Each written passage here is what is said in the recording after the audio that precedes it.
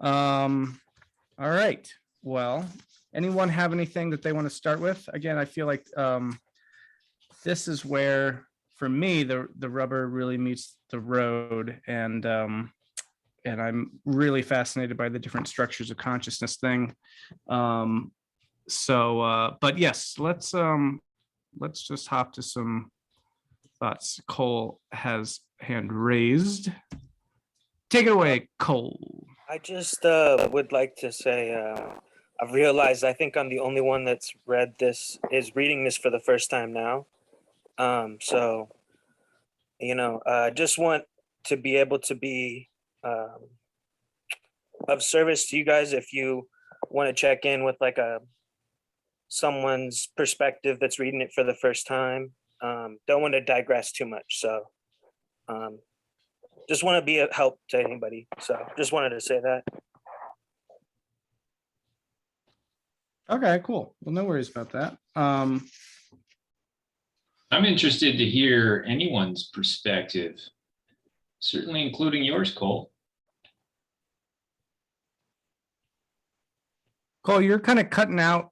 I couldn't really hear what you were saying too well. It sounded like you were saying this is the first time that you're reading this book. It's the first time I read this book. So I think we're all in similar sorts of, relationships to the text in that way. I mean, I have now finished the book, so there's a little bit more context that way.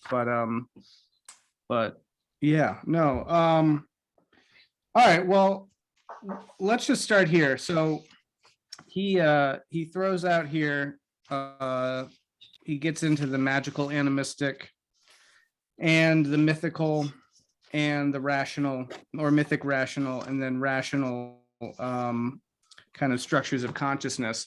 Does that, I guess, just big question, does that sort of land with people? Do you find that a convincing way of thinking about this? And also, I mean, probably we're all relatively aware of some of these debates, discussions, conversations around stages and how that plays into this and how best to conceptualize these things. Gebser talked about them as structures, I guess, but Wilber will go on to emphasize the stage notion. But yeah, I'd be curious to hear if people have any, either if this just really resonates or if there are areas in which this feels like it doesn't really land for whatever reason.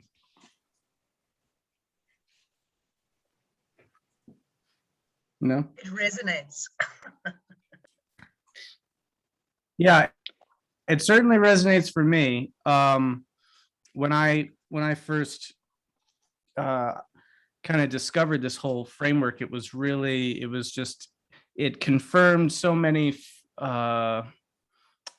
just intuitions and my own experiential sensibility about these things, both from an individual standpoint of how my own kind of thought has shifted, and the structure of my own thought has shifted, but also having studied religion in like an academic anthropological context, seeing how religion progresses through time, through culture, and that kind of overlapping, that interlocking of individual and cultural is what I find to be one of the most kind of profound ideas, if true, which would be that there's a way in which the individual is living through the cultural evolution and development of consciousness, and that individuals are sort of exemplary paradigms or representatives of broader cultural thought. It says my internet's unstable. I don't know if I'm petering in and out or if you can hear me. But what that really, again, struck home for me, because in my own kind of experiences with my, I don't know what you want to call it, spiritual journey or faith, whatever, progressing through different understandings of these sorts of things, I really did get a sense that I was sort of going through what so many other people in Western culture had gone through, say, in the 19th century with, with rationalization, the death of God, and that sort of a thing, and kind of being able to see how these things were, overlaid on each other in a really interesting way. So I don't know. I guess I would just throw that out there as a question if people feel like their own individual experiences and relationships to spiritual ideas or paradigms, you feel like you can see correlates or relationships to the broader way that culture and society has dealt with those things. Cole, you had your hand raised, and then we'll go to Sally. Yeah, I deeply relate to that. Your what you were saying there about how some of the parts of the chapter were broken up into my own self. But what I was going to add too, and you said the word anthropology, was, that's what I studied in college, and this particular chapter resonated really deeply with me. It really reminded me of, some of those textbooks and thoughts. So I really appreciated this chapter. I'm sure I'm going to go back and read it a couple times. Thank you. Yeah, it's definitely dense. Sally? Yeah, so this was so shocking for me to read when he says the final differentiation between biosphere and noosphere only happened in the 16th century. Like that really, like I sat with that for a day or two, like, wow. So like the Renaissance happened before that. And so I'm wondering what he based that on, because he didn't actually give any evidence right there. I mean, the whole book is evidence, but when he said that comment, I was so shocked, and he didn't back it up, but I presume his entire contribution backs it up. But I'd like evidence for why he thinks that. And then also what was so, because my own interest is, do men and women transform differently? Because I'm a therapist, and I've always seen that they do, but I've never had anybody help me understand why. And I'm so grateful here for how he lays that out. It gives me a much clearer map to help clients transform, because we have different challenges. We're not the same. And when he says that men entered the family at blue and women entered culture at orange, that's just fascinating. It changes the whole 50% of us are having a different journey from the other 50%. And my whole life has been an experiment in trying to understand why we're so different and how we can help each other progress to second tier, because we have different journeys. And so if we just randomly apply the integral model to everybody, it's not going to work. So I've taken what he said and developed that further. That's my whole thing with integral Tao. So I won't talk about that now, but this part here was so helpful to understand how agency shows up at red and orange, and communion shows up at amber and green, and how pretty much we've been socialized into different paths, and how we have to bring those together at second tier and not bypass. As a woman, we tend to bypass, well, repress red, and perhaps never enter orange because of economic differences and that meme from Amber, and men bypassing, so it's just fascinating. We're so different. And the way he lays it out, and also following that path myself from pre-modern beliefs in Christianity. I was raised in a Christian home, coming out of that into modern academic practices of deconstructing the pre-modern, and then going into the postmodern and deconstructing all of it. And that journey was my own journey. So when he describes that, it makes utter sense to me. It's beautiful. Thank you. I'm done.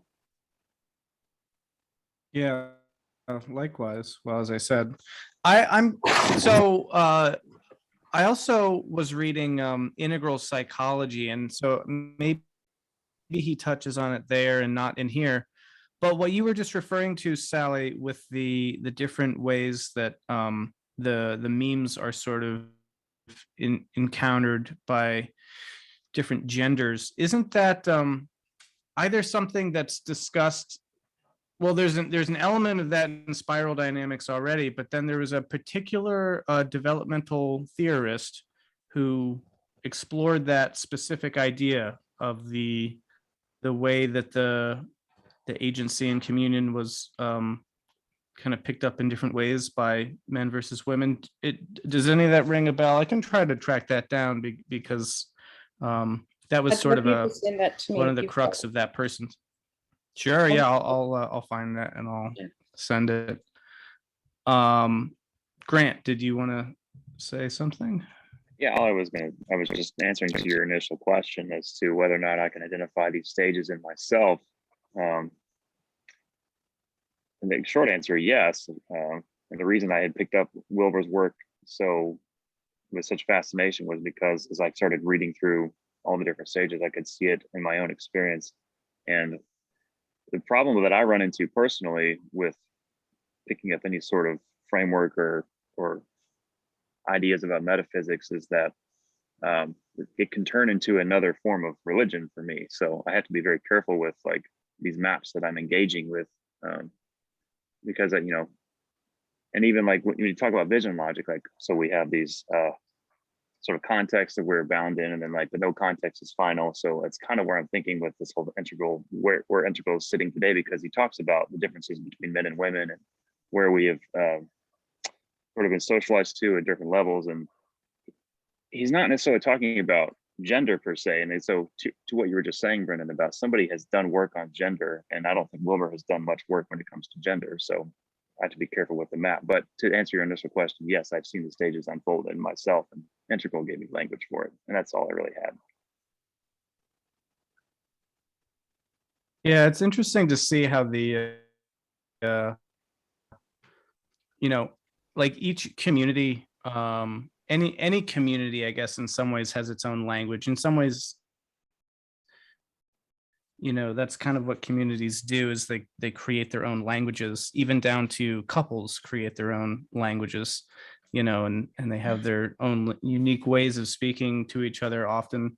And in religious communities, right, there's a whole terminology that gets used and just these tropes that recur. And again, I was raised Christian, and it was interesting because when a whole group of, say, certain kinds of Christians pray for just grace, they just do dinner grace prayer, there are some really interesting just standard tropes, like, dear Heavenly Father, please bless this food to our bodies, help our conversation to go well, and to whatever, just like help our and bless it to our, just really interesting like formulations that are clearly picked up from community, because they're not just sort of they're not spontaneous, they are sort of learned. And then just, you could make a whole list of these sorts of things. But it's interesting because in these communities now that I'm participating a lot in, whether it's integral or spiral dynamic stuff, it's just interesting to be able to see like a paragraph or a post where someone can be like, well, blue is this, doing this with orange, this, and second tier, and this and that. There's like all this terminology that if you have no background in it, you're like, what on earth? Who are, what does this mean, and what's being really communicated here? And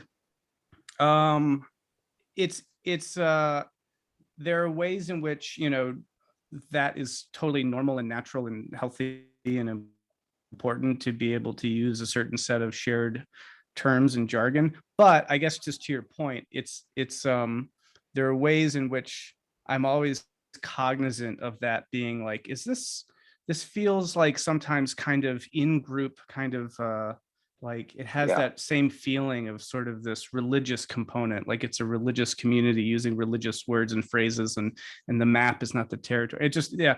And anyway, so I hear what you're saying, and I guess I don't really know. I don't know what Can the I ask a takeaway from that question? is, other than just that. Yeah. After Yeah, reading this go book for it. now through the second time through, for some reason, I don't know how I got this in my head, but I always pictured, upper right as empirical, physical reality. But now when I'm reading through upper right, it says behavioral, and I have never really considered the difference between physical and behavioral. Is Wilber labeling upper right as behavioral as what manifests from physical? I've never considered that. I don't know if anybody has any thoughts on that. Because I see in behavioral it says atoms and molecules and prokaryotes, and so some of that's physical, and then you get up into the limbic system, which is a physical system. Then you have neuro. I'm on page 198, by the way, if anybody's tracking along. Neuronal organisms here, and none of those things are, I guess, behavioral. They're all sort of physical. So I'm sort of confused now as what Wilber means by behavioral, what labeling that upper right quadrant. Yeah, that I shared a thought about that too. Anyone else have any thoughts about that? Yes, where's the hand, for God's sake? Oh, yeah, sorry. Sorry. Yes, Sarah.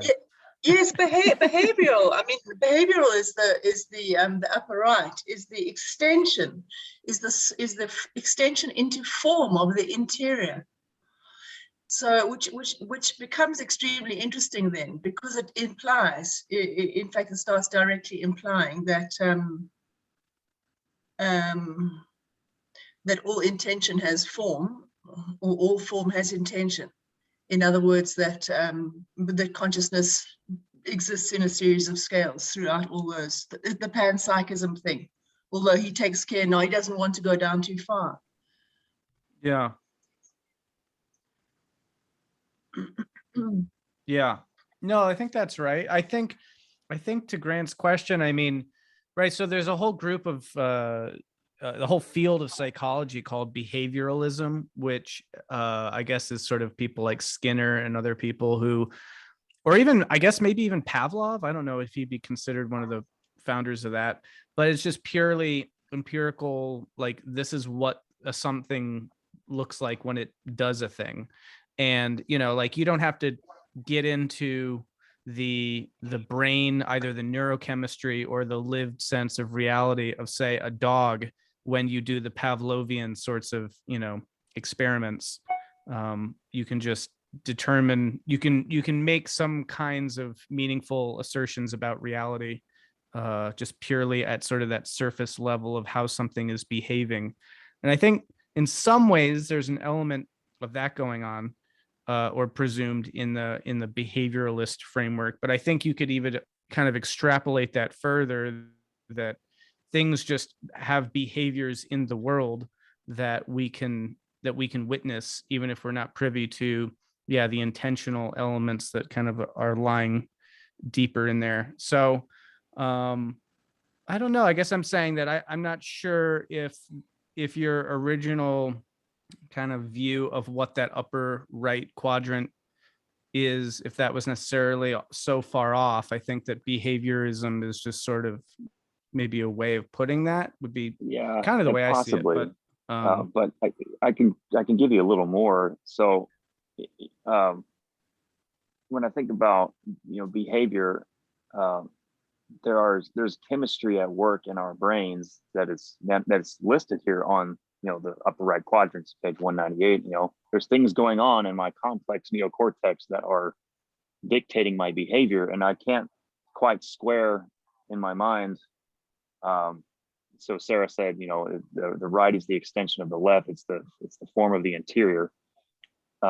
So a rationalist, like a new atheist, would say, we're all subjects to our chemistry in our brain causing us to do things. And I suppose I have some sort of belief in that, because I'm having a hard time squaring it with the behavioral descriptions in the upper right quadrant.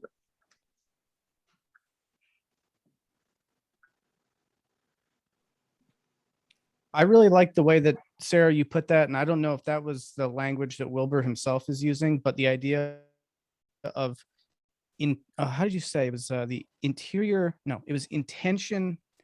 Extension and Yeah, intention. right. But you said it was something like intention extended into form or something like that. Which was really, I don't know. I mean, it's sort of it's a nice image because it sort of takes what we would tend to think of as that intentional and sort of non-spatial sense of our interior spaces, which in some ways has a lot more in common with that ground of emptiness, that ground of being that doesn't necessarily, that would be more associated with the emptiness, but yet that emptiness is the form. And so to view it as that upper right is sort of what intention looks like when extended into the world of form, if that makes sense. That was a very cool idea. And I'm going to have to kind of play around with that. And I could be on a, maybe not a good path with that, but it's an interesting thought. But I do want to go to Brandon too, because you have had your hand up for a little bit and I don't want to. So. Well, yes, this is a good discussion for me to segue into kind of an extended presentation that I wanted to offer here. Now, as another presentation, yes, as it's maybe kind of extended, I wanted to give everybody else a chance, though, first to offer their thoughts, and then we'll get back to me. So I see that Cole had his hand up, and I'll just sit back until you guys have kind of offered your thoughts, and then when I go, it might be like 10 minutes or so. Okay, what's the? Can you give us a title of the presentation? Yes, it is my phenomenological interpretation of the quadrants and the connection to the Henriques's tree of knowledge. Interesting. Okay, sure. All right. Well, yeah. Let's. What do people say? Let's put a tack in that, or what do they say? I don't know. There's all this news. Speaking of terminology and community language, right? There's like Zoom language now. Anyway, but yes, let's well, in a moment we'll double click on that.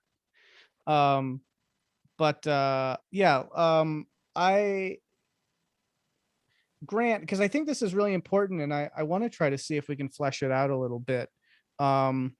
Could you say a little bit more again about like what's that thing you're trying to hammer out? Because I sure, I wanna, of course, yeah. There's yeah. Could you put your finger? So, and I have to be careful with this because I want to be sensitive to people's experience. There's I've had problems with depression in my life, and I know that there's brain chemistry involved in that. And that, there's other behaviors that we have that can be influenced by our brain chemistry. And so behavior and physical reality are not the same to me. It's almost like I can't get my head around what behavior is exactly, but I don't know if that helps at all. But then, and Wilber doesn't talk much about gender. And, last 20 years of research, this book was written 25 years ago, I think. There's been a lot of studying done as to how gender manifests in society and how, we're really just observing energies and masculine and feminine. And, we have the ability to help somebody feel right in their body by taking hormones and taking or participating in therapies that can make them feel right in their body based on how they identify. And I don't see any of that really represented in these maps. But to the point, that is something that we can do to our physiology that I just had always assumed was the upper right. And I think that's what I'm saying, is that I'm not seeing the upper right as physical. I'm seeing it labeled as behavioral, even though all the things listed going up the line are all physical things like atoms and molecules and neocortexes and all this kind of thing. Does that help at all? Gotcha. But those have modes of behavior. I mean, and again, yeah, I guess I would just. Those have modes of behavior, no, go right? on. I'm sorry, I can't. My mouse doesn't work either, which is a bit of a problem. the prokaryotes, the eukaryotes, etc., those things up the line of the upper right, they have associated behaviors. They have patterns of behavior, Okay. right? So I'm not I sure think they why would you have- actually find that. Why you finding that? And they have chemical makeups clearly, which influence their Yeah. behavior. For sure. For sure. And that's probably all that needs to be said about it. I'm just trying to organize it in my head, really. Yeah, I find that Wilber will use a lot of different terms to say the same thing, which in this case I think can often be helpful because he's trying to get across a basic point and not just have it be this terminological thing. And so he seems to be pretty flexible about how he describes things. So I think in some ways I get the sense he's using behavior as a synonym for kind of empirical, objective, measurable sorts of phenomena that we can witness and track and intersubjectively verify. I think I would say in my whole sense of everything that that's really the significance of the idea of behavior and how he's using that word. Okay. To the gender thing though, I do have to say I'm not sure exactly why I feel this way, but maybe because, Grant, as you were saying, so much has sort of happened since this book was published that I get a little bit that the discussions around male, female, and the gender stuff was sort of to a different audience at a different time. And for me, and I don't know, Sally, you might think differently or have more thoughts about this, but it seems like for me, a lot of that lands in a different sort of way. And that there were certainly certain kinds of conversations that were going on in a big way in the mid to late 90s around these sorts of things, is my impression. Like I even think back to like, I don't know, I was probably only 10 when this kind of book came out, but like men are from Mars and women are from Venus or whatever. Like there is a certain way that these gender conversations were happening in the broader culture at the time that I think he was sort of trying to speak to. And I don't think, to be perfectly frank, that they've aged as well as a lot of his other ideas. That's my take, but I don't know if other people have thoughts on that. I'll just answer that briefly and then go to Cole. He was talking about the vision logic center that is appearing now. And he describes that as the interpenetration of body and mind. So the old ideas of biology determining who we are no longer hold. And we're learning that in the upper right, with hormone experimentation, blah, blah, blah. So that knowledge is coming forward in the upper right, the physical biology of difference. But the centaur, I don't like that word, but I appreciate him using it as that the new person coming forward that marries all opposites.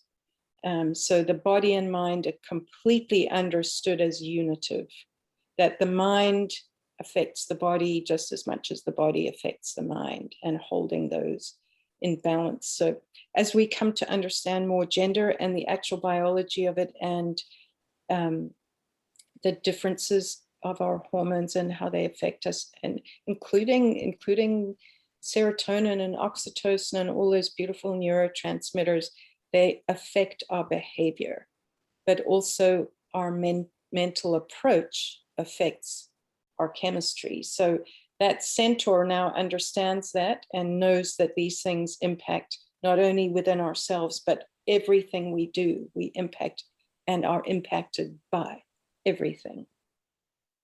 Yeah. One of the hardest things I think to really start to grapple with or wrap your head around is that even though we might not think we're doing this, it's very easy to want to reduce some quadrant to one of the other quadrants.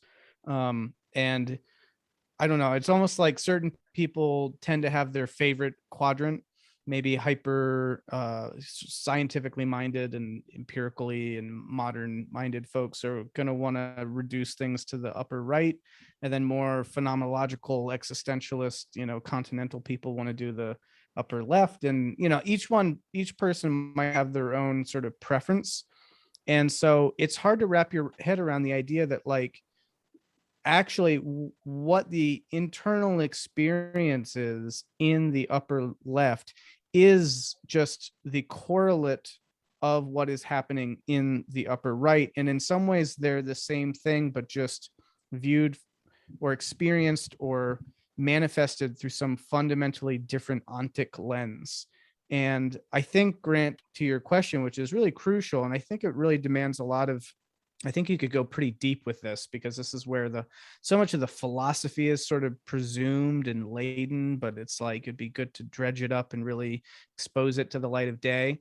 It's like, he's proposing this sort of ontological quaternity, which arguably is solving lots of problems, yes, but in other ways it's creating its own problems, right? There are these tendencies usually of thinking about Occam's razor, of trying to find the simplest and being the most parsimonious answer to reality. And that's why so much of our attempts usually are reductive in some ways, because we want to find just the one thing that everything is.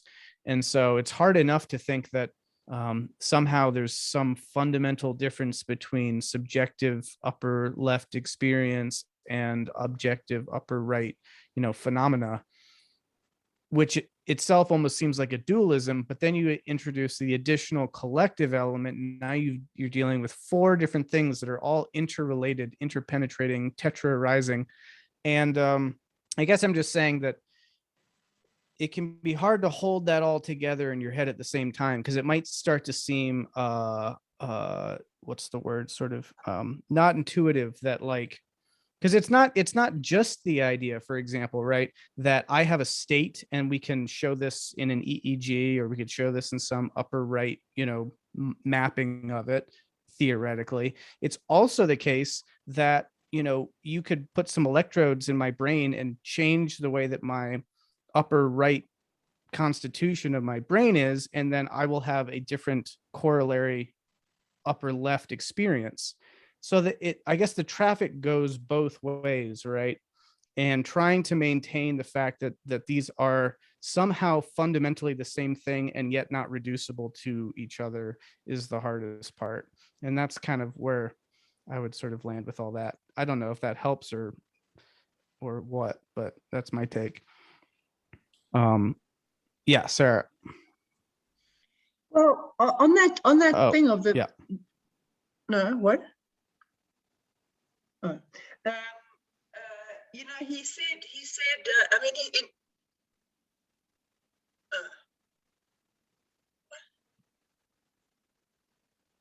Sorry, I was just saying I have sometimes a bad connection, I think. So go ahead. Oh, okay, I can hear you now. I couldn't hear you, yeah. On that thing of the 4 quadrants, and actually kind of their reduction to 3 in a way, the big 3, what he calls the big 3. He actually, I mean, in terms of when you reduce 3 or 2 of them to 1, when you repress them underneath it, he said, I mean, he had this one sentence: absolutizing the biosphere destroys the biosphere.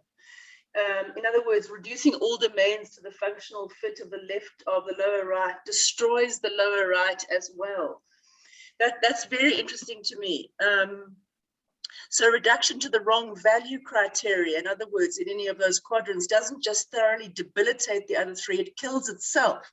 It effectively commits it's a suicidal technique. It's very interesting, because does this mean that actually that for anything to exist sustainably, it must have all 4 aspects? Otherwise, what is it? It is a fiction. It's a vanity. It's condemned to death. So in other words, if something's got to be empowering, if something's going to be good, it's got to be good in all 4 quadrants. And at very least in the big 3 is I, we, and it's.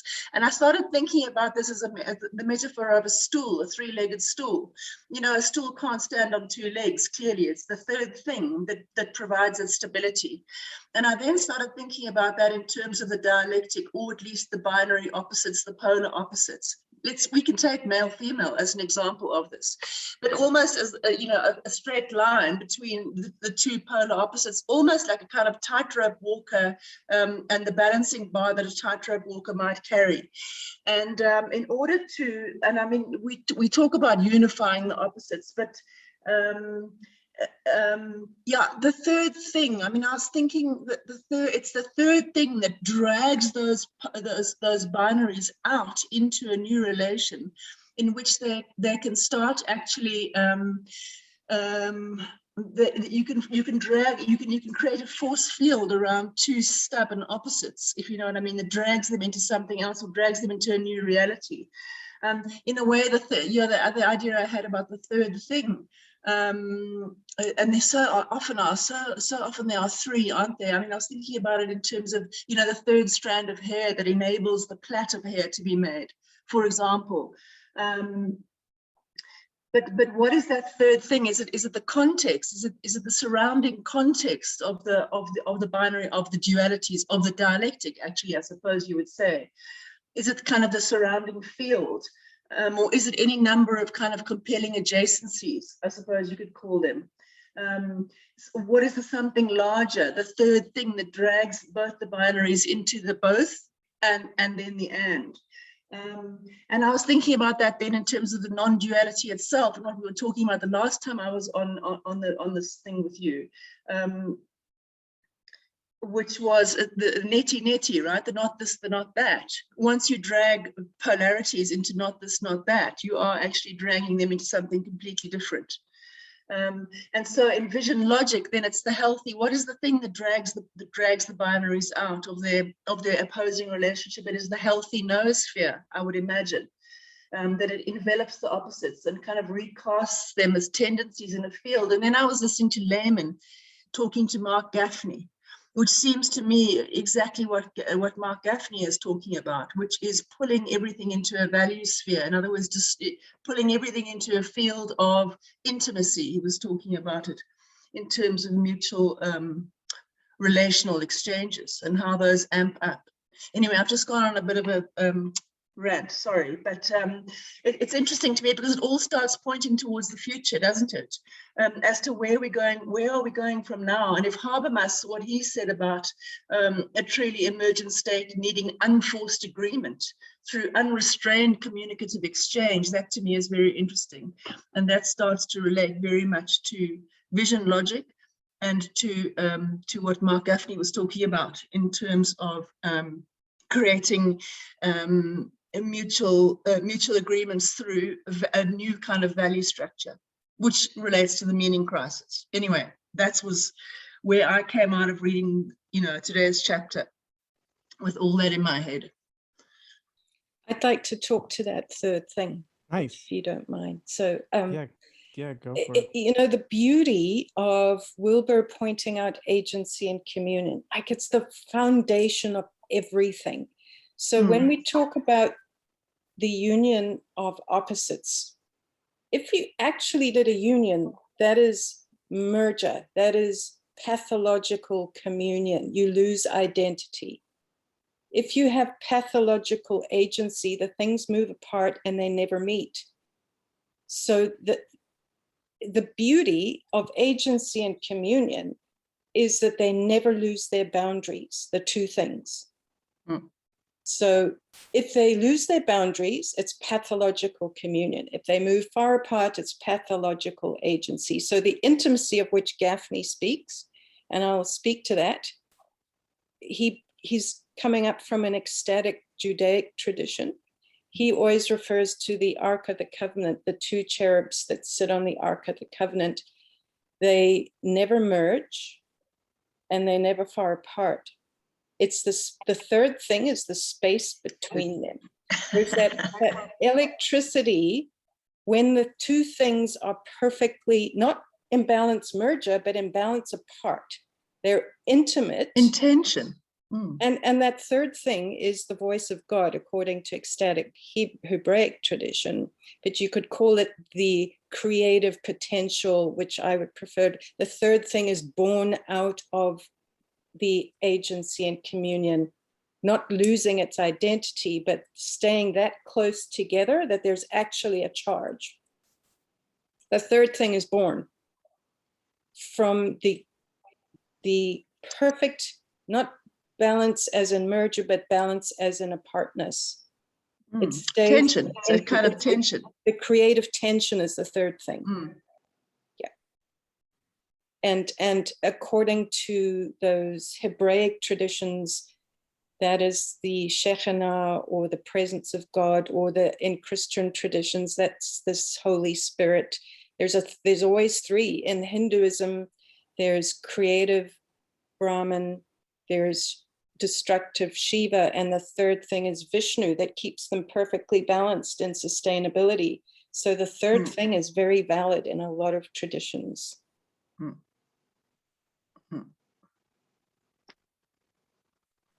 Yeah, well said and summarized. I know Brandon has a thing he wants to present on in terms of maybe bringing a lot of this into a paradigmatic matrical. What's the adjective of matrix? Matriarchal. Oh no, sorry. Those are related words, actually, matrix and matriarchy. They are. That's true. That's true. Yeah. Well, but yeah. So unless anyone has anything, I mean, there's a lot you could go into with the third thing, and it makes me think of also some numerological, no, what's it called? Sacred geometry stuff about the flower of life and stuff like that. I mean, these sorts of fundamental relationships, archetypal relationships, clearly people have been thinking a lot about in different ways, related ways. Yeah, I mean, Brandon, do you want to share your insights on these topics and how they all relate, hopefully, in some grand synthesis? Well, yes, and I do have I don't have a whole presentation. Maybe if I took some more time. What I have is a description and one graphic to show. And I think that this would have probably more dramatic effect if I kind of built up to this here. But I just have the one to show, and I'll explain it. It'll take me a little while to explain. And this will clear up, I think, or at least give my own opinion on some of the matters that were discussed in the last hour here. So here goes. So is this physical? For one thing, let's we can talk about what Gregg's question. Is the upper right, is it physical or behavioral?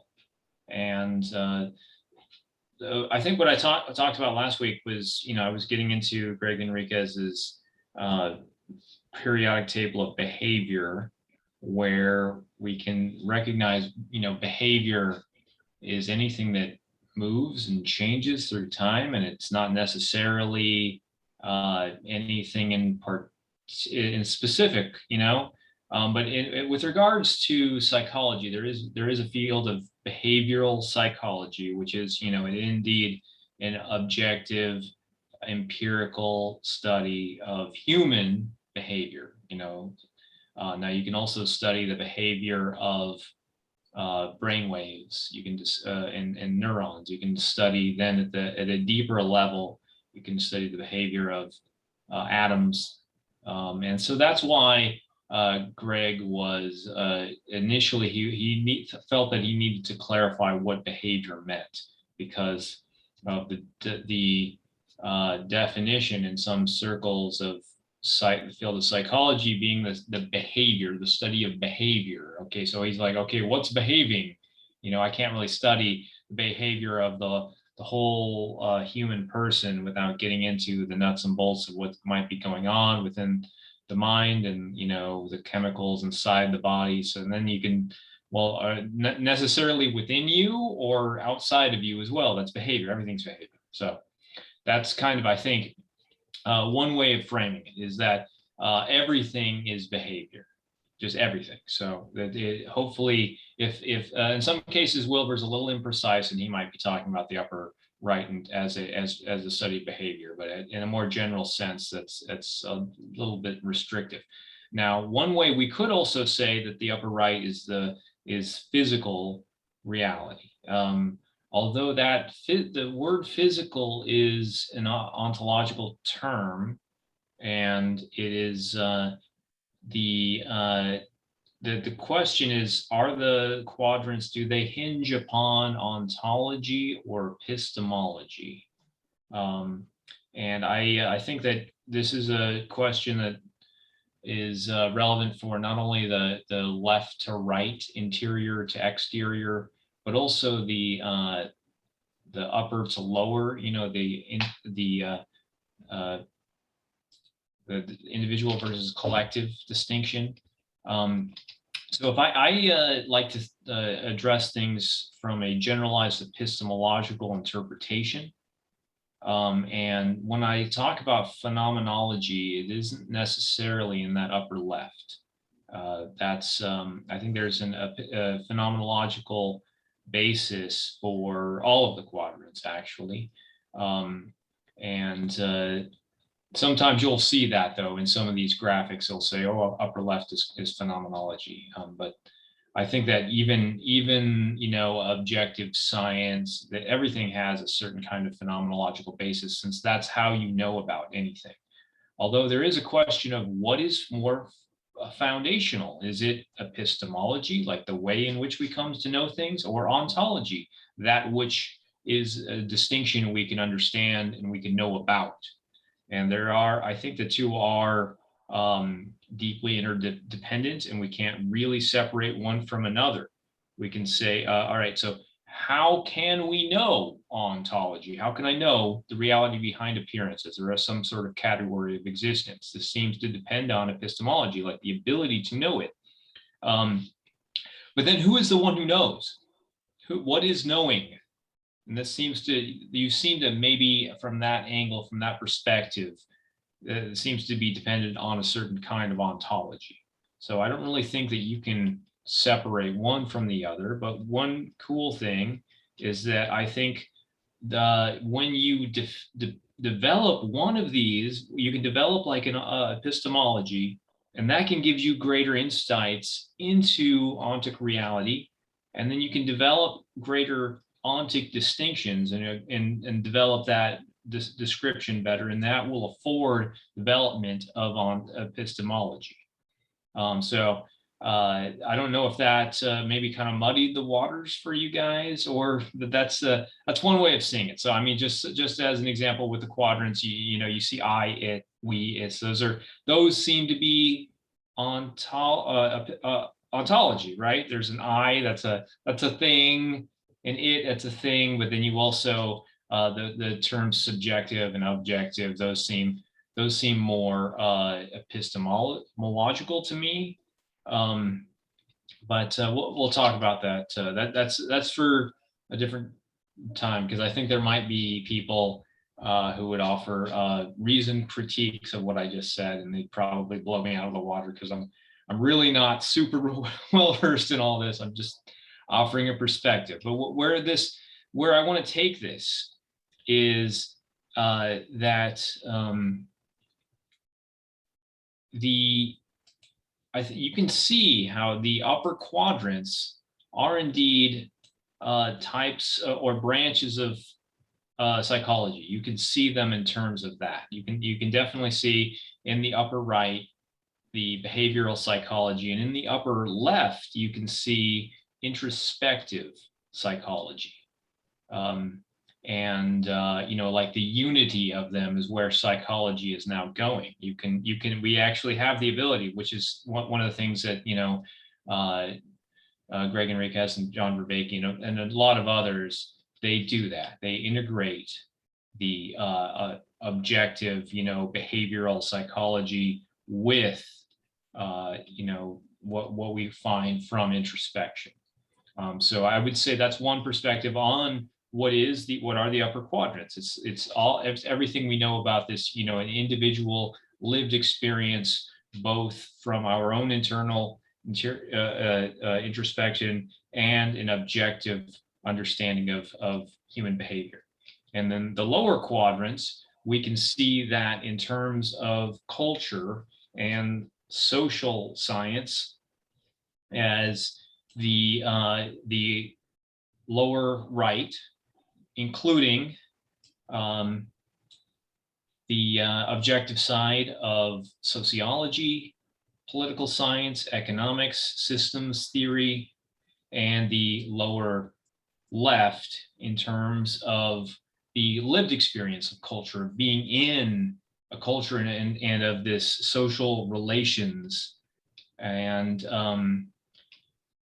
that is one interpretation. And then with that interpretation, I would also acknowledge that there are certain things. You can see how I have this X here, this cross. You can see, the lower quadrants as being in the Gregg Henriques' tree of knowledge. It's culture, essentially. It's the interior and exterior aspects of culture, and the upper quadrants are the interior and exterior aspects of mind.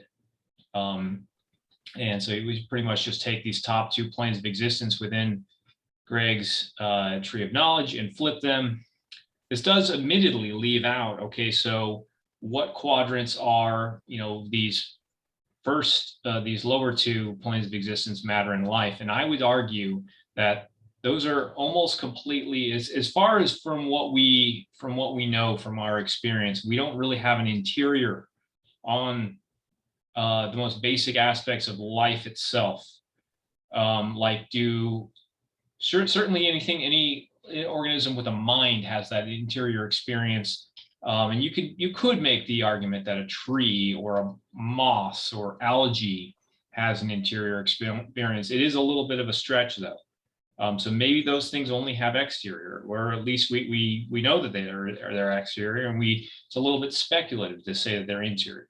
Same thing with matter. We have an exterior understanding of what atoms and quarks are, but it is a little going out on the limb a little bit to say that there's an interior experience there. At least it's something that we have a very difficult time relating to. So almost everything we know about life and about matter are right quadrant. And so, but which right quadrant would they be in? Would they be in the upper or lower? And probably both. And that's usually the way it's understood, is that if we're studying a particular organism, then it would be upper right because it's a one thing. And if we're studying how they interact with each other within a society, within their own little groupings, like an ecosystem overall, I guess that would be lower right.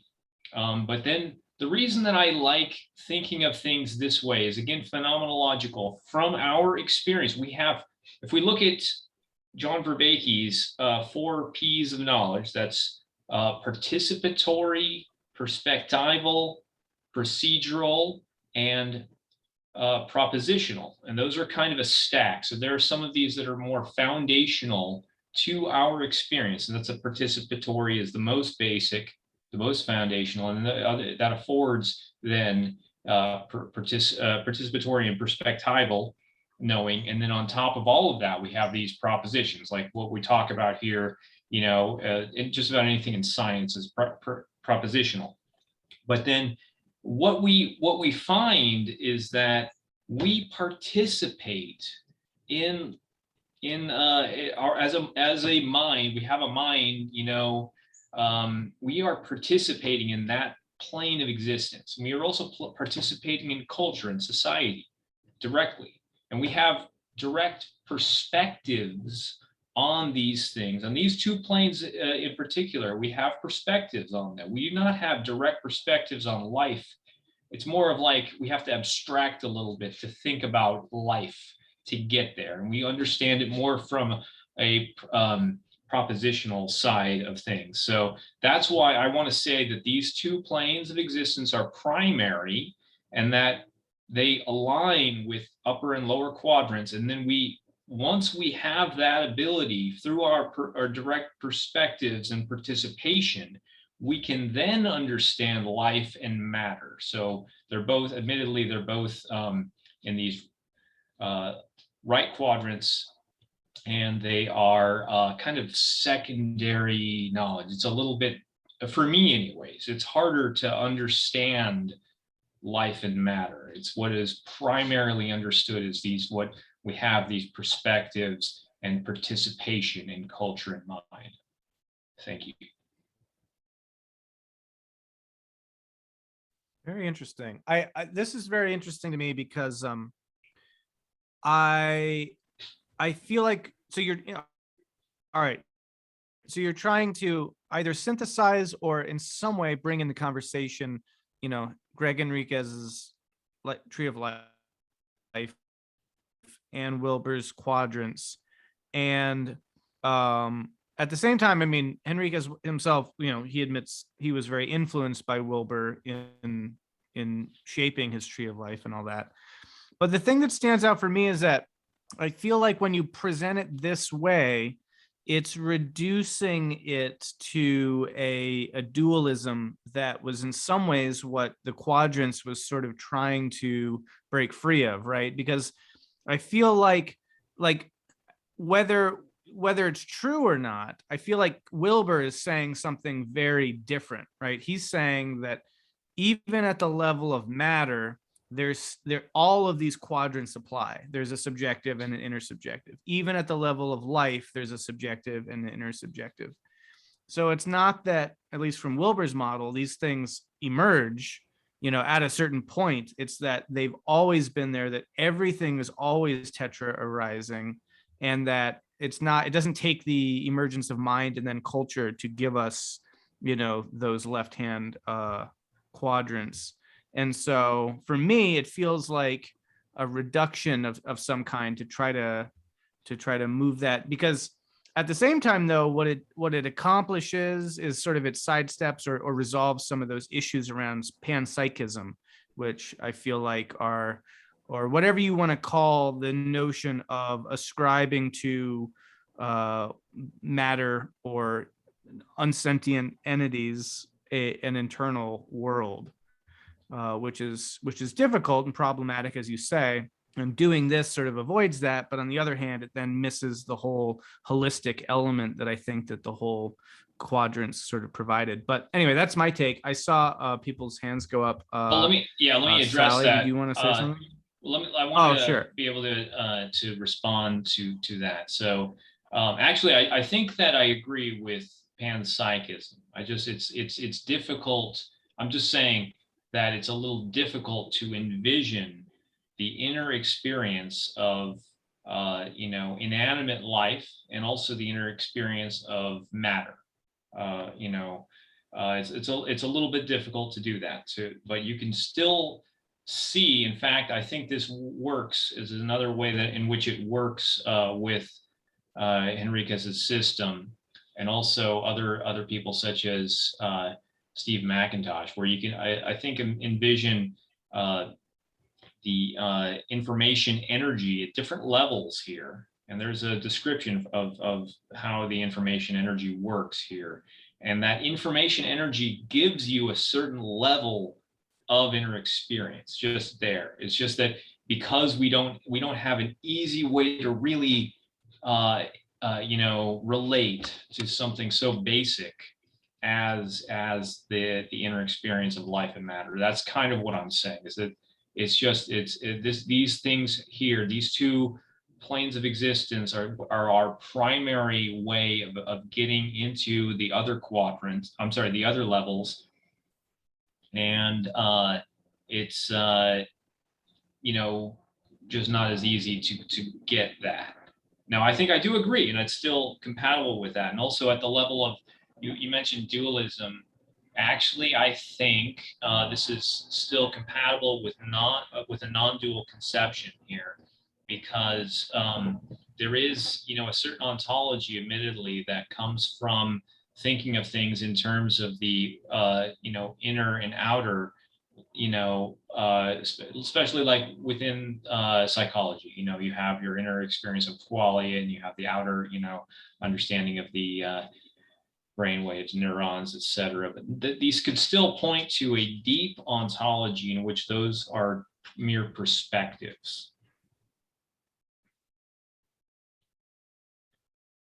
So who is next then? Oh, Cole, please. Thank you. I just had a question coming in and out, and it was kind of reductionist in its nature, but it's maybe at the same time helping me grasp the quadrants a little better. And I don't know if somebody could correct it or better or help me understand it. But for me, the upper right kind of reminded me of like the reactive brain. For example, like if you're being chased by something, there's like a physical chemical, I should say, thing that's acting on you to run. And I think for me, the the upper left was kind of like a transcendence of that in some way, like a lion tamer who calms their physical things for a intended good, to keep themselves there. And I don't know if that resonates with anybody or if there's something wrong with that assertion, but I'm curious what people think. so Cole, maybe I could just expand that a little bit with Wilber's language, which is that biology is more fundamental than noosphere. Biosphere is always fundamental to noosphere. Noosphere is built on top. So biology will always be primary. So that fight and flight chemistry is primary and fundamental to the survival of the organism. And noosphere cannot exist actually without biosphere. So that's the hierarchical emergence. So in other words, in our Wilber called it the triune brain, that's been kind of discussed by other neurologists more expertly, but let's take that as a metaphor. The reptilian brain will always take over when the survival of the organism is threatened. So the neocortex, which came later as an evolution, which is the part of us that could be rational and say, calm down, chemistry, I'm okay, comes online later. So you're absolutely right that the neocortex, which came as the last part so far of the triune brain, will be triggered by whatever came before it earlier in our evolution. And there's a point to that. It's for the survival of the organism. So just in terms of responding to Brandon's image, could we have that back a moment, Brandon? I have some questions about your thinking, if you don't mind. Yes, please. Okay, so it could just be because I'm a visual artist and I'm questioning how you've mapped it visually, or it could be actually an existential question. So you have centered a hole down the middle of these complex emergences. It's like the drill down the middle. So just to clarify, I think just a moment ago, you saying you, that's Gregg, Gregg put this side together. Obviously this came from Wilber, and I'm the only thing I did is drew lines. It's pretty simple. Thank you, Brandon. I'm not that smart enough to come up with something as brilliant as either side here. So my question for him then is, he's put science at the center. No. So if you look at the tetra arising that you've taken out and expanded there. My curiosity is the omega point at the center that is experiencing things in 4 dimensions.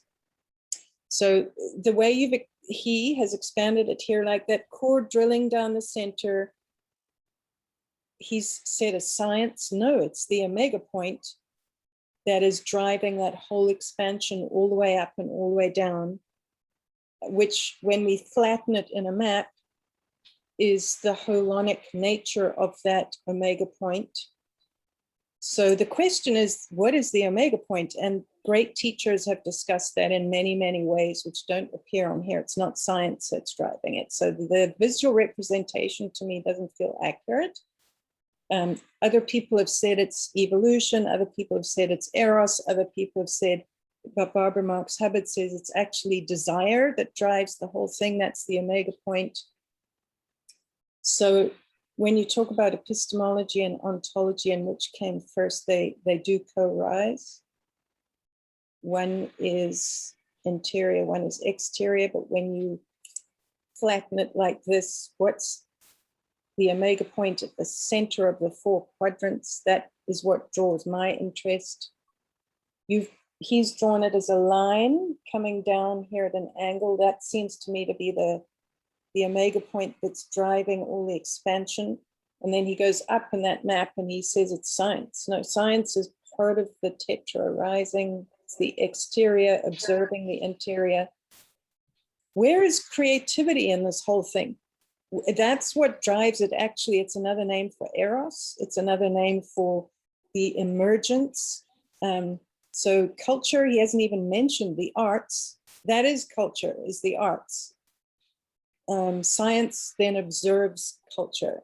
So the interior of culture is the arts. Maybe he's put that in the lower right, in the lower left quadrant. So it's really the art. It's a mapping problem here for me. And if we don't, I think, yeah. Sorry. I was going to say, Sorry, if we don't center the actual thing nobody's talking about, that's a problem for me. Nobody's talking about that omega point at the center. What is that? I just want to do a quick commentary on that. I agree with you. And in fact, this is one, I've never been able to understand this, cylinder coming down the middle as the intuition of science. I don't get. There's certain aspects of Gregg's system that I don't fully, I'm not fully on board with, but I'm on board with probably at least 95% or something, something like that. So I think you were also referring to the mapping, that I'm the one who came up with this mapping like this. I had previously shown it to Gregg, and I think he had a different interpretation actually of this, of how his system maps into the quadrants. He has a different way. I think what he does is he puts this whole thing into the upper right, and in the lower right, he puts a periodic table behavior, which is what I offered a commentary on last week. And he had a reason for he had a reason for doing that. But then I think I was still saying, like, when you're in this upper right here, the privileged plane of existence is mine because you have a direct perspective and participation with it. When you're in this lower, right, what is privileged is culture, since you are participating in that, you have that perspective on that directly, and everything else you are coming at less directly is basically what I'm trying to get at. And I definitely agree with you in terms of this, the omega point and the creativity and also the desire that drives these planes. And in fact, Gregg and Jordan Hall have had some discussions about this 5th joint point, because there's another thing coming out of it here, which is going to probably involve like technology. We're starting to see the early sides of it, technology having its own mind of its own and our relation to it. And we are then a part of its system. There's drive and desire there, and we need to manage it properly, so that's not driven through an intuition of science. So that having it the way he has it drawn here, we're missing how this fifth join point is working and what's going on right now. So I definitely agree with you on that. So I just want to throw this out there because I think that ultimately this is sort of a mismap of different things onto different things. So I think that it's not that mind relates to the upper left, and culture relates to the lower left. Rather, basically what Gregg Henriques has done matter, life, and mind are the equivalents of the physiosphere, the biosphere, and the noosphere, which Wilber also has, but he would say that that's separate from the quadrants. The quadrants are mapping all of the cosmos in a tetra rising such that everything is occurring in those quadrants. So it's not that mind comes online and now we get a new quadrant. It's that the four quadrants are always there, but within that basic quadrant model, we then get these different physiosphere, biosphere, and noosphere. Now, in Henriques's model, though, it's problematic because he has culture as a whole other tier arising out of mind. But I think Wilber would collapse those things as saying, no, those are part of this. They're both part of the noosphere. Culture is just the plural of mind, which is the singular.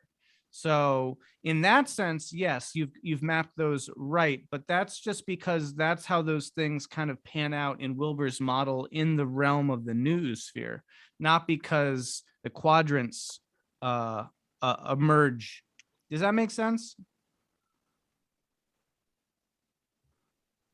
Well, I suppose it makes sense, except that I think that, these do, I think, map to the spheres better than these words here. In fact, the word mind and culture can have different meanings in different contexts. So if we were to swap this out with saying this is the physiosphere, this is the biosphere, this is the zoosphere, and Gregg agreed with me that this is the zoosphere, and this is the noosphere.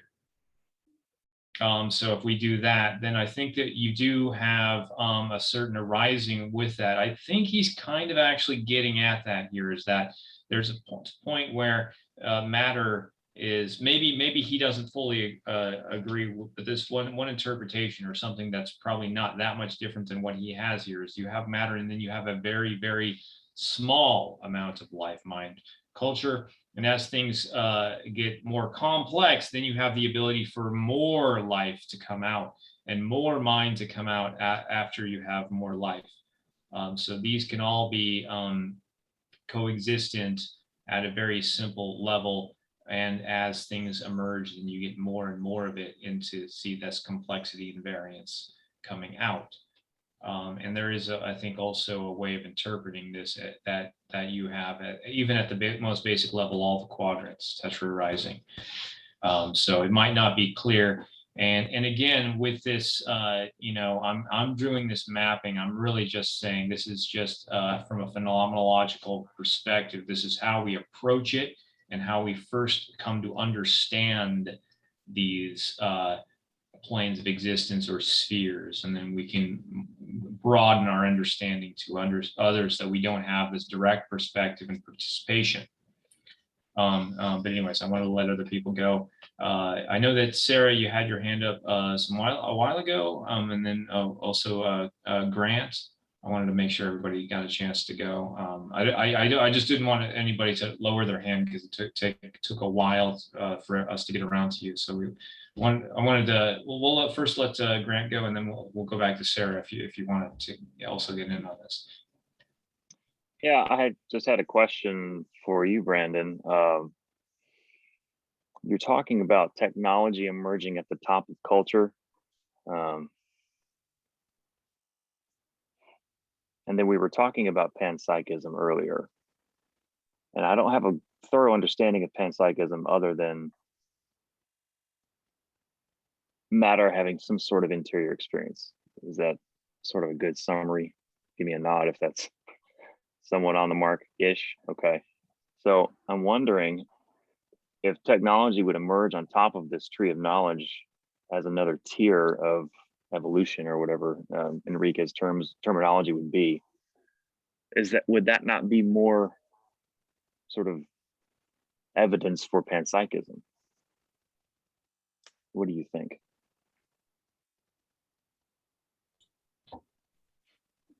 Only if they invent a computer that's completely creative of its own bat. I mean, otherwise, no. I mean, the computer has to be until it's. Oh, actually, what is quantum computing? Come on, guys. What is quantum computing? You know, I used to be a software engineer, and I don't even know that. I haven't even, they come up with so much stuff, and I don't have time to read into everything that's interesting to me. I think it's just hyper accelerated data crunching. I think it is something like that. It's an accelerated way of doing things. Well, quantum computing to me is getting information to travel across distance in a non-physical way is the best I can understand it, because we have our lithography of designing chips. The pathways are getting smaller and smaller and smaller, but we're always going to be limited by the distance the atoms have to travel and the heat that's generated and the power required to do it. So the whole purpose of quantum computing was to get information to travel a distance without having to actually travel to physical space. I think that's kind of the idea behind quantum computing.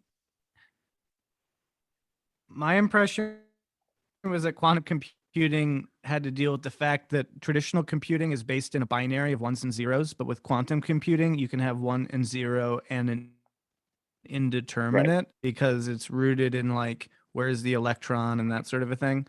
And so it's able to then do different kinds of computations. Yeah, I'm trying. All right, well, let's try to bring all these things together here. We've got about maybe 10 more minutes. So one, Brandon, thank you. That was a very super interesting, super helpful presentation, and I think was really insightful. It brought actually to, when I first saw Gregg Henriques's model, I thought, oh, that's pretty much the same sort of thing as what Wilber's doing. But actually, one of the things that your presentation brought out is that actually he's doing different things, and at certain areas, he's kind of making a distinction. And one, I'm not sure if that always holds up. So in the beginning of this book that we're reading, Sex, Ecology, Spirituality, Wilber, right, is very critical of a whole bunch of these different maps that people present, because he says, wait, we're making category mistakes here, right? It's not that everything leads into something necessarily that's larger in span. We need to be able to situate all these different hierarchies in the right way. And that's the whole reason why he came up with the quadrant model. So I think it's a very valid critique of what Gregg is doing, is that he might be kind of blurring some models here. And, or at least that's my perspective, coming more from this integral background. And maybe what he's actually doing is clarifying something that Wilber has failed to grasp. But what I currently see is this fudging of different boundaries and kind of stacking things in ways that I feel like Wilber was very careful to try to keep apart. And so anyway, I'd like to come back to this because it really is interesting in seeing how different people map these different things, which is a better model and why, etc. But yeah, so that brought all that to the fore, and I guess I'll just leave it there. But very, very, very interesting, very informative. Is there, I guess, Cole, you got your hand up. Do you want to say something? I just had some questions about like the centaur and vision logic kind of distinction, and maybe getting a little bit more of people's take on the centaur part. And I was also kind of, thinking about like collective consciousness, unity, love, all of these types of unifying forces, and just thinking about like popular culture's personification of like quote unquote the hive mind and the negative connotations and stuff behind that. And I don't know, some part of me feels like there's some kind of sort of connection there. But yeah, probably last time I talked. So again, grateful for all of you guys. I'll see you next week. Cool. Thanks, man. As far as the hive mind goes, I know that he says, I don't know if it's in this chapter or somewhere else, but like he is important. He thinks it's an important point to make that like there does need to be a single center of sort of phenomenological experience. And so he critiques, these notions of, well, is the state, a hyper entity with a subjective state? Well, no, not really. And because it needs to have a unitary sort of consciousness. So that would be my take on the hive mind. I mean, even like it does an ant colony, right? Like it might all be working in sync, but that doesn't mean that the ant colony itself has a kind of unified conscious state. I might be, these are really important elements though to the broader discussion around panpsychism, and these are things that people are trying to figure out about just really the whole notion of consciousness and what it takes for something to be conscious, and what is a conscious agent, and what's the center of consciousness and all that. So yeah, there's sort of open-ended questions, but I think Wilber would fall on the side of saying that very specific conditions would need to be met for there to be a unitary kind of center of consciousness. I forget the exact words that he uses for that, but that would be my thought there. I don't know. Does anyone else want to add anything to that, or anything else, or do a little round of concluding reflections on anything? Or Yeah, go ahead, Sarah. I was driving along the other day, and I mean, I have found, I've read quite a lot of Ken Wilber, but I mean, reading it like this he continues to blow my mind, which I find amazing. Even though he repeats himself quite a lot through all his books, he is continuing steadily to blow my mind in this one. And I think what is so incredible and tangible to me is this idea, is the order that the unit, that the Big Bang and the physiosphere, and then the biosphere, and then the noosphere are all actually inside each one of us, and are actually tangible, I guess, through meditation. I'm not quite sure how else you would get to experience those things in the sense in which he brings it across. I thought to myself, and then as one relates that to the quadrants, then the noosphere. I live in a city that's falling apart, and people are, I sort of go through huge poverty every day, which brings huge amounts of challenges to how you look at other people, just as an example. And I just suddenly had this very clear thought the other day that the noosphere is something that we all inhabit. It's common to all of us. So in other words, the space inside my head, my consciousness, is not merely mine. It's all of ours. And that relates in a way to, I had a similar feeling a week or so ago about culture, about the current state of culture, that it's, in fact, it's in me as much as I'm in it. And that for me is extremely interesting, that to think about the noosphere, or to think about culture as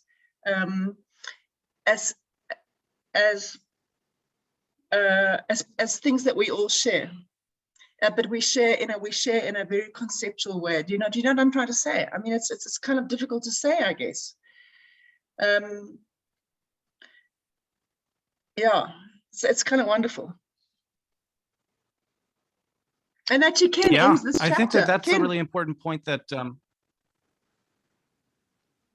no, go on.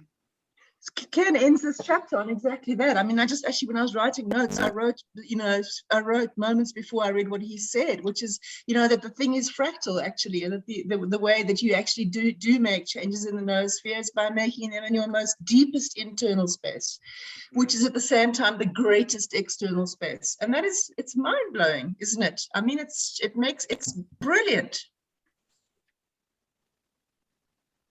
Yeah, I was just gonna say that, like, that's a point that gets sort of even drawn out a little bit more in the metamodern Hansian versions of these things, because it's a deeper appreciation of the individual as being not, I mean, really what we would think of as an individual, right? What's in my head is not stuff that I came up with. It's stuff that we all came up with. And my whole sense of who I am and how to understand the world is a participation in a culture, right? And this is, again, I guess, to tie your thought, Sarah, with what Brandon was getting at and linking the Henriques and the Wilber here, is like, this is why you can't separate mind from culture, right? So I think it's problematic to show it as though mind arises and then, because they co-arise, and actually what they do is they tetra-arise. So I think that's a good point for sure. Anyone else want to throw anything out there? I think I'm discovering I'm a physicalist, whatever that means, an empiricist. All that is really interesting. By raise of hand, is anybody familiar with Enneagram? Yeah. Okay. So,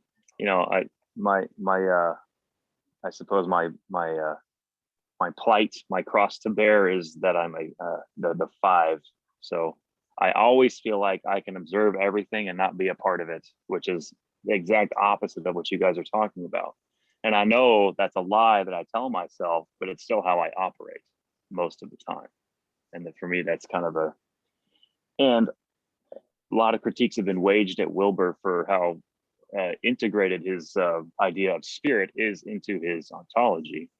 And so I guess I feel myself pushing back on his dependence on some sort of spirit to drive this whole thing toward the mega point. And it's not necessarily anything malicious in me that wants to tear it all down. I'm trying to, I think, say it more physically. And it's kind of where I'm just seeing myself interpreting the book these days. And it wasn't that way the first time I read it either. Something is just hitting me different this time, I suppose. That's so interesting. Can I just want to butt in quickly and say, but do you not think that you say that your Enneagram is the observer, right? So can you not find parallels between the witness and the observer? Well, to get, I guess, personal, sometimes they talk to each other in here somewhere,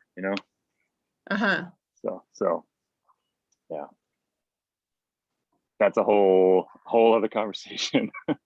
Yeah, no, it's so interesting. Enneagram's so interesting. I just read the book last week, actually. I didn't know anything about it before. I was completely gobsmacked. It's spot on. Mm-hmm. Yeah, it's like these 9 archetypes of again, behavior, I suppose, or what drives us to be. It's interesting stuff. That's all I had, though. Thanks, and Wilber talks about thank you. Wilber talks about types as being one of these lines that's distinct, and at the same time, I feel like there's a lot more to parse out there. I feel like there's some interesting overlaps, as you're saying, between like maybe different personality types have a particular quadrant that kind of speaks to them in some particular way. Maybe 5s or more. I know you're reading Integral Psychology right now, and in that book, he talks about how things like Myers-Briggs, Enneagram, they're all these sort of horizontal typing systems that go with you as you go up the stages. And for me, that is 100% accurate. I don't think it Right. limits you to a quadrant specifically. Okay. Yeah.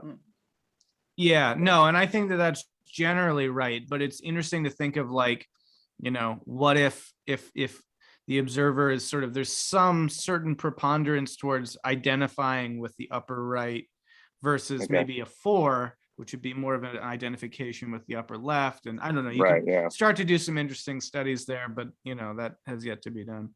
No. Anyway, Brandon. Yes, well, I do need to head out in a moment here, and then probably stop the recording in just a minute. But I have to. So next week I'm going to flying to Germany for the Emerge gathering, and that probably means that I won't be able to attend the event next week. So I don't know if you're going to have one, or if so, you probably need your own link.